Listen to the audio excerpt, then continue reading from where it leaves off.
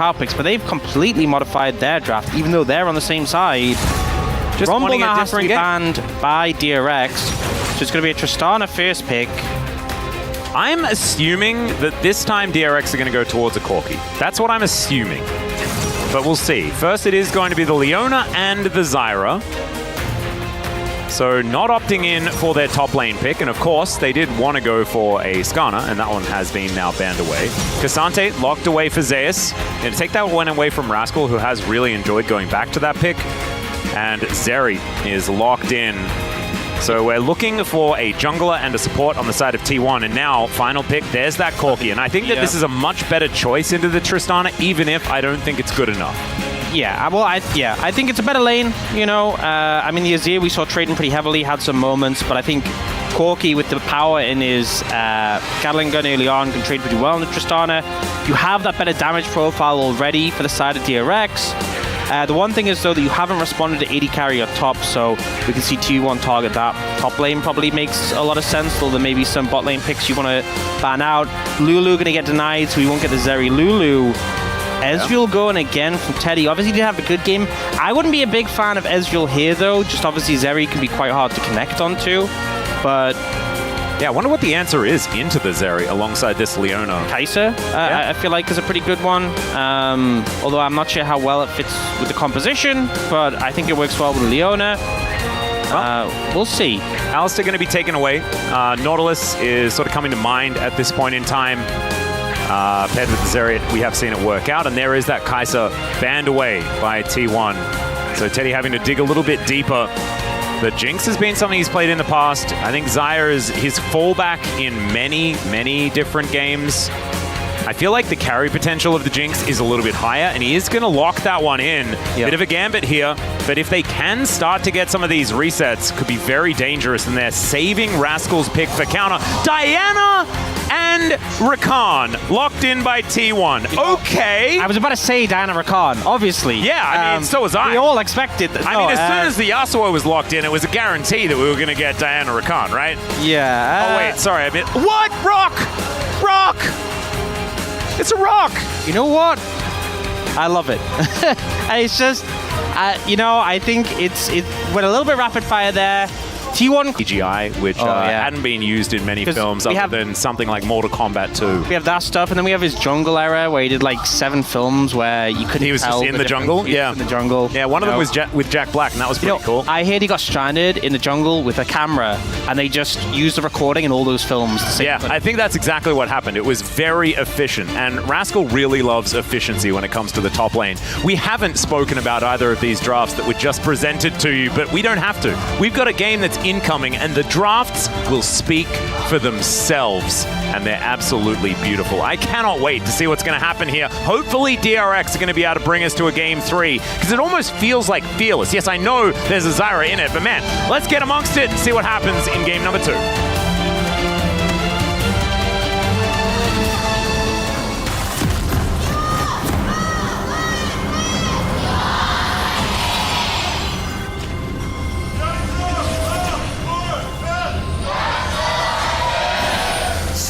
All right, fans here in Lore Park in full voice. I think that there are still a few more on the T1 side of things.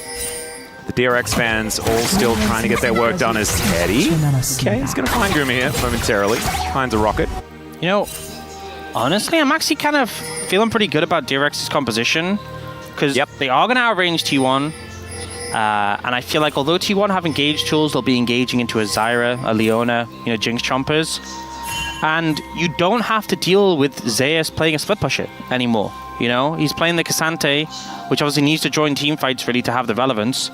And you have a Malphite. I feel like just the Malphite alone is such a great selling point. I would agree. I actually think that the Wombo value from DRX has gone up like through the roof. Yeah, I mean, honestly, you know, back in the day, you know, when gold players, you were playing with your friends and you do like, oh, let's do the Wombo combo comp. Oh, yeah. And it'd have, you know, Malphite, Leona. Misfortune. Yeah, they don't quite have that, but they're definitely going for that vibe. Oh, yeah. It's feeling good. As Owner is now looking to start off the enemy Raptor camp. Zeus is moving in as well, but DRX are just going to push them away. It's a little bit of time bought by the DRX players. So They're not going to be able to hold the leash or anything like that. So still going to take them a little bit of extra time in this jungle, but no harm, no foul. Yeah, I think maybe looking for an angle to challenge Sponge, but Rascal doing a good job of covering there. You know, if it was 2v1. All right, there's a Zenith Blade in once again. Pledder just going aggressive. Yeah. Rockets being found by Teddy. It works so well. You proc the passive with an auto from Teddy. It just does a decent amount of damage, and then you're going to have it back up again for when you hit level 2. So really good way just to utilize Leona when typically a lot of these engage supports at level 1 isn't that threatening. Yeah. Working out nicely so far as, once again, Faker is trading very effectively into Yahoo. He's going to be able to at least get all of these minions just fine, though. And, you know, as you were talking about last game a little bit, you know, we've seen in challenges... Oh. Okay, there's some Flame Trumpers going down. Carrier taking a fair bit of damage there, but able to battle dance his way out. Let's have the availability of that one at level 2. As I was saying, we've seen it in challenges, but also even the LCK, like, you know, we've seen the Corki do really well into the Tristana. We've seen the Tristana do well. I feel like it is going to be one of these matchups where, depending on how the players pilot it, it can go in either direction. I actually had Papa Smithy come into my chat when I was doing Challenger on Monday, and he was like, yeah, Corki pretty good in this matchup. I think there's a decent consensus that he does win, but we've just seen Tristana have so much value that doesn't really equate to like what's stronger in lane, right? It's more about what happens afterwards and how it's utilized and how safe it is. Yeah. So pretty interesting, as Owner is going to be able to take down his red buff. It's almost been a year since the Diana has been played in the jungle. It was Canyon losing to Umpty in one of the most famous losses of all time. Good stuff. Wow. I feel like we're harkening back to that time that Bro did winning when we weren't expecting it. Like, a lot of times this year, which is kind of cool. Is Sponge going to move on in, finds himself a plant for a bit of extra damage onto Faker? Yeah, gorgeous. Just walk mid, hit him once, job done. Yeah. You know, but he did get a mana flow band, I believe. I think I saw on his buffs there he got procced. So yeah, I think so. I think maybe that was a takeaway. Obviously, as a jungler, not really something you're going to be able to proc that often. So yeah, you really do need to make as much use of any opportunity that you can get. As another Zenith Blade comes in, Flame Chompers down instantly there as Pledder and Teddy's coordination looking pretty good here. Yeah, really nice to see, because I feel like, you know, this was the old school counter to Rakan was Leona. Yeah. Sometimes we haven't seen it be as punishing, but when you play it like this, when you're trying to layer the lockdown as quickly as possible, it really can be. And Carrier being down flash, a bit of a hit. Yeah, and Teddy being down a cannon, also a bit of a hit. As we're checking out the top lane matchup as, yeah, Rascal has to flash. Can we take the stats down now? Because they don't look great. Yeah. Just show it. Yeah. Just jinxed by our graphics team. You got a cannon. Yeah, Rascal is able to get a cannon. You're exactly right. Just throwing some wagon wheels around and things like that. And it was a flash traded, so... I guess it was traded, so I guess that's fine. It's okay. It just looked bad because we came in at like the weirdest time. Yeah. And Rascal would just say calculated. Rock solid. No, he would just say rock. Yeah. Or yep. Or yep, rock. Any combination of those. As Faker is diving in, trying to get on top of Yahoo here. Fast bomb connection, and that means that a lot of damage does go back from this Corki. I know that's a skin like every Corki uses in Pro, but it just looks so goofy when he Valks away and instantly turns around to auto, and you just see the little fins just flailing about. Yep. But have you seen the rockets? Yeah, me neither. Yeah, no. If anyone's wondering why it's always skin, small rockets. Because there's so many great Corki skins. I know. And the players that just pick Corki because they like it, you know they're making an in-game sacrifice. Yeah. In order to do that. Or they're Faker and he's just playing the base skin Corki, which is not as interesting, in my personal opinion. There are a lot of champions whose base skins look great. Corki is not one of them. And he's got so many great options. What about Toboggan Corki, you know? Iconic. Where is my Toboggan Corki? I want to celebrate the Winter Olympics. Okay, Gamuji and Carrier back here in this lane. Teddy and Pledder doing a decent job, but still behind a little bit in the farm. Owner lying in wait. Wanted to find an angle here, as once again, Sponge just putting plants in the lane. And Owner comes down, does manage to land that Q, but Yahoo coming on over. Level 5 once again, as Owner is going to find the dash on the E. And First Blood, it happens exactly the same way, but this time Yahoo's there to answer. Still, Flash does have to be used here by Yehu to get him out of the way of Faker, who will get that rapid fire going, trying to lock down the Corki, but unable to actually finish that one off. So control for T1, first blood for T1. Still their advantage, but more back here this time for DRX than in game 1. Yeah, I love how Sponge is like, I just want to proc my runes, man. And Ona jumps in, punishes him for it. Yeah, so ended up having the Q down. And a lot of damage is done to Ona on the back of the root, means the Phosphorus Bomb does connect, but I think Ona just survives a lot longer than they expect. The heal there from Triumph, but fortunately, Yehu takes him out before he gets any of the Honey Fruit, and then flashes the slow from Faker to ensure he gets out. So well played from Yehu to kind of redeem that play. Yeah, very important stuff. You can see Sponge notices the fact that Ona is here on these grubs. I think he's going to be able to do too much about it here as the red buff going to be taken. Teddy actually cleansing the slow from the Extendo Beam. Yeah, I'm going to be honest. Not sure how worth that was. Not sure you really needed to do that. No. You may have saved yourself from like half a Zeri Q, perhaps, if that. Well, DRX about to get infinitely more grubs than they got in game 1. There we go. Beautiful. Rascal is a rock. Zeus is not as much of a rock. And that's the top lane. There you go. Teddy couldn't cleanse that one, sadly. Built a bit like the rock, though. Yeah, I would say so as well. It's okay. Teddy's dead. The cleanse wouldn't have been that useful, to be fair. You know, maybe could have cleanse flash the carrier engage. Maybe. That's kind of the purpose you're taking cleanse in a situation to the Rakan. Because you can cleanse flash when he ults. Would that have saved him? Probably not. No. And so he's dead, and that is a few plates going over to Gumayusi as well. So the Zeri situation is getting real worrisome. You can see 20 CS advantage as well. That was a huge wave loss there. Yeah, bit of a rough one. And once again, T1 holding a pretty solid gold lead. 1.5k 8 minutes is nothing to complain about. DRX going to once again look for the first dragon. Should be able to get in here and collect that one. As Ona is somewhat in the area, doesn't have his flash available. Teddy here pushing out this bottom lane, and bottom lane on a reset as well on T1's side. So that does mean that it's likely that DRX is just going to be able to pick this one up without too much contest. That is precisely the case. So we're going to check out this replay one more time. Keria just kills Teddy, I think, is pretty much the way that we can talk about it. Yeah, I mean, he could have avoided the knockup from Keria, but Keria was still so healthy when he left the tower, and they had so much damage. I think he was dead anyway. At least Teddy saved his flash, I think is the takeaway. Whoa, that's an ulti, as All Out is going to be used here. Zeus takes 2 turret shots in the end, but yeah, he is an unstoppable force.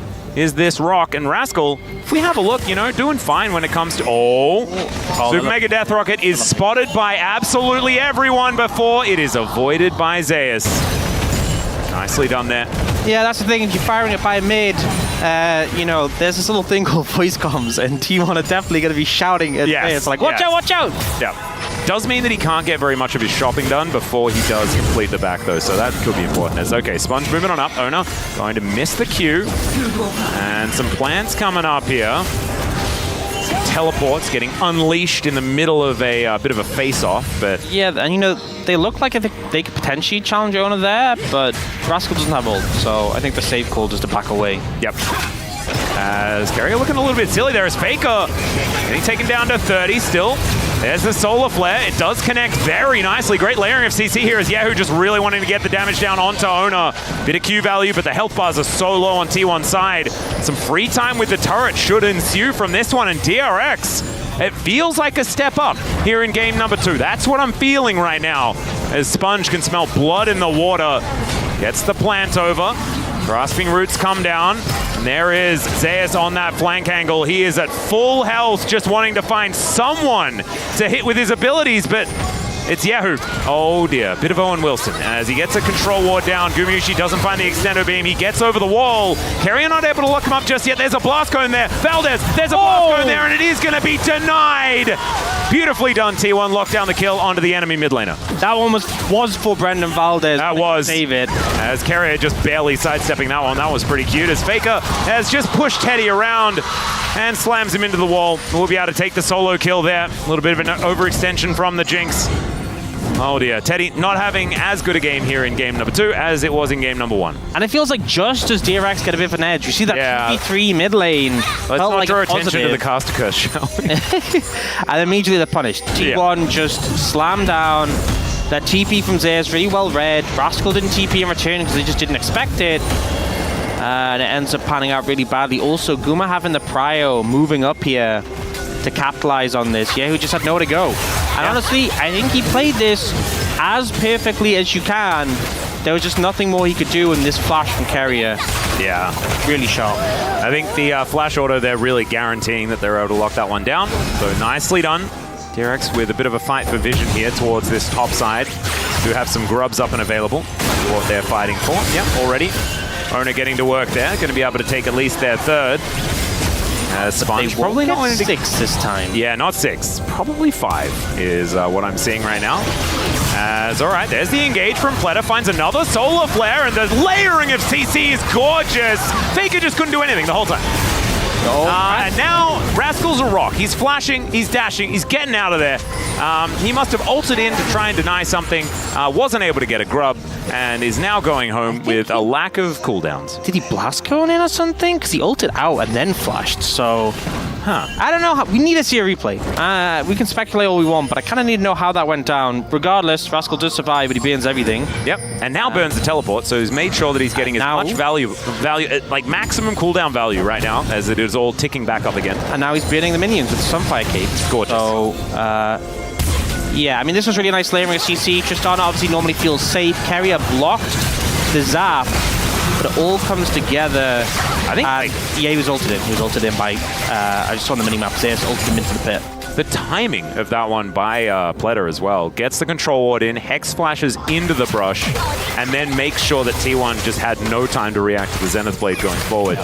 And you know... Beautifully orchestrated. I feel like the priority on Leona from DRX has been maybe a bit higher than I expected, but Pleta has been playing it really well. A lot of the picks in the first game and these plays here have come on the back of his proficiency on this champion, so hoping to get some more value as this game goes on. Yeah.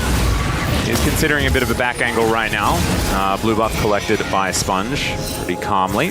Plate's going to fall down in 5 seconds time. I think slightly less damage done to the structures of DRX in this game than in game number 1, where, you know, T1 were kind of demolishing everything.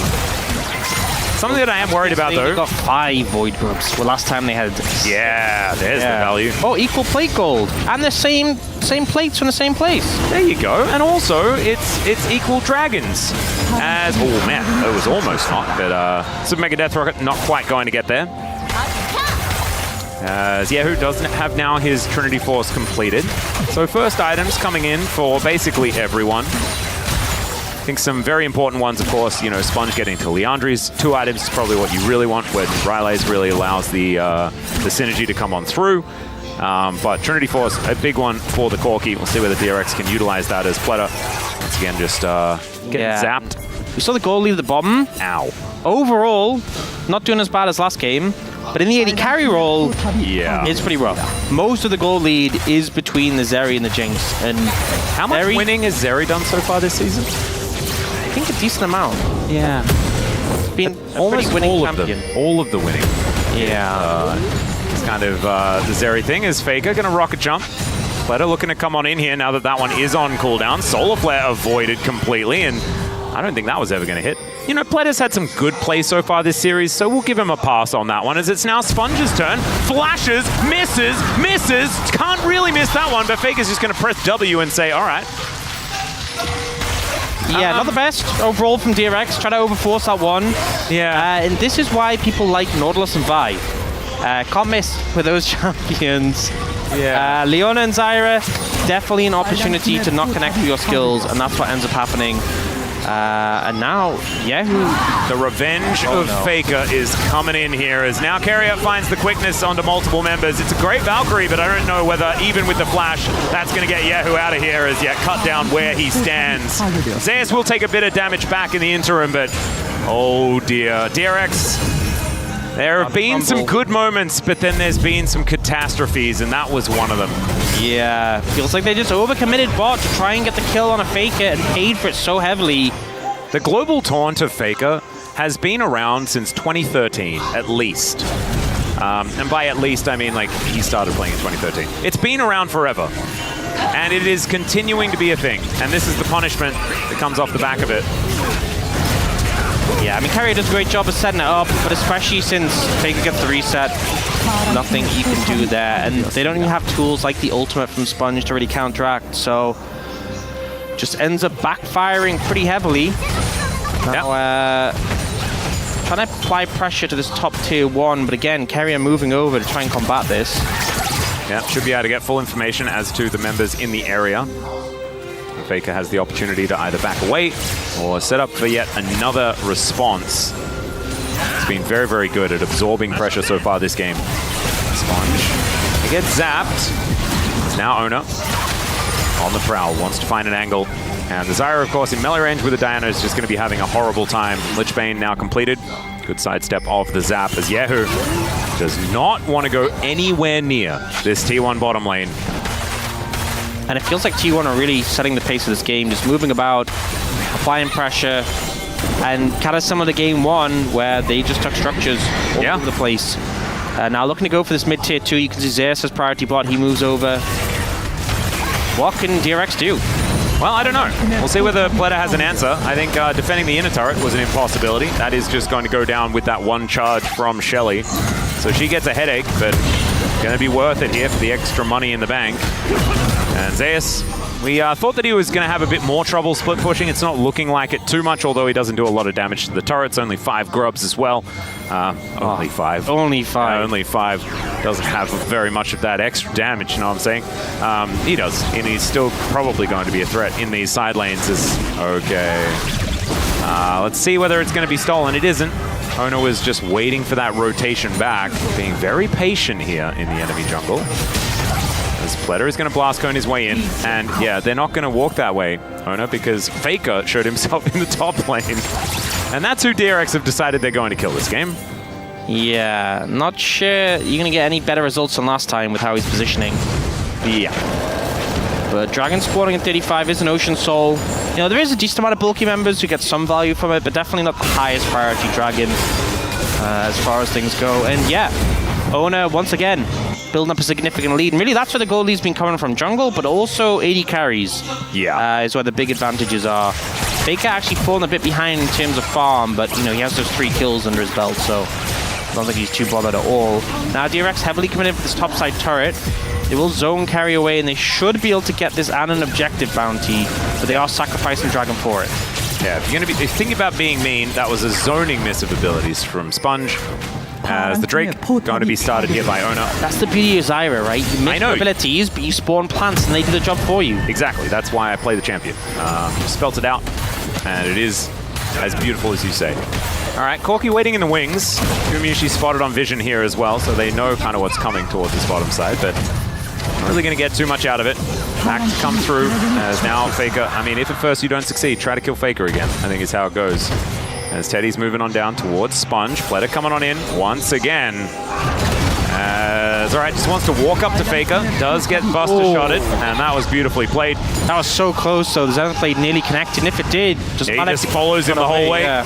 But T1 are now just sieging here towards this bottom side. There's the Grand Entrance on top of the rock, who's pretty tanky, but not quite tanky enough. Moonfall coming on in there from Oner. And Rascal, he will be able to soak up all of this damage, but the inhibitor is still going to go down. The job has been done here by T1, and DRX have not been able to answer now. All of Rascal's health is back. He's teleported in, but where's everyone else? What are they going to be able to do? Can they actually hold on to this one is the question. As in goes the K'Sante, and it's a double kill for Gumayusi. The Rock has done nothing. He hasn't been able to get in there and affect anything because T1, they just turn on the squishy members. They take him down. It's a triple for Guma, and maybe the game's just over here. Yeah, they have a minion wave. Rascal doesn't have ult. He didn't have it when he tried to flank.